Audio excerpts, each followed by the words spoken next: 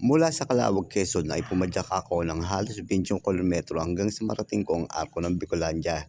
Nagpahinga ako saglit sa tapat ng arkong yan, kumain, nagyosi at sabay padyak uli.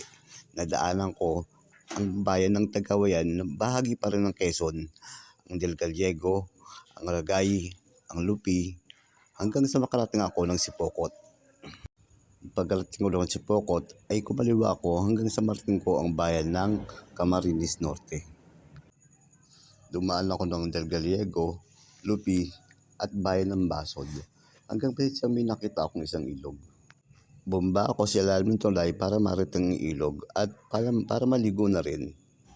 Pagkatapos kong maligo ay pumadyak uli ako hanggang sa makakita ako ng mga kalabaw. At tinanong ko si kuya kung magkano ang presyuhan ng mga nyog na dala niya. Sabi niya ay 5 piso per kilo. Samantalang sa Maynila, 35 yan ang isang piraso kapag binili. Si kuya nga pala ang may-ari ng mga kalabaw na hinuntuan ko. Pagkatapos kong usapin si kuya ay pumadyak na naman ako hanggang sa marating ko ang bayan ng Dait. Wala naman maganda sa Dait kung tutuusin kasi naguluhan niya ako. Gawa ng napakarami sakyan at kung meron man ay dito nyo makakita ang pinakaunang revolte ni Jose Rizal. Kaya pinagpatuloy ko lang pagpadyak ko hanggang sa makarating ako ng Talisay. Nang marating ko ang dagat ng Talisay, huminto ako dyan at kumain ng chicharia. Pinagbasdan ang dagat. Actually pwede kang mag-serve yan eh.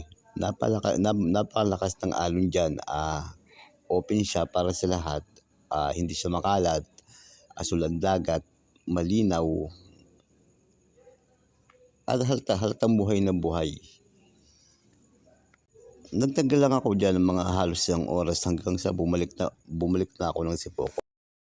At bumalik na ako ng Sipokot. Diyan ko na tinapos ang unang araw ng aking Bicol Expedition.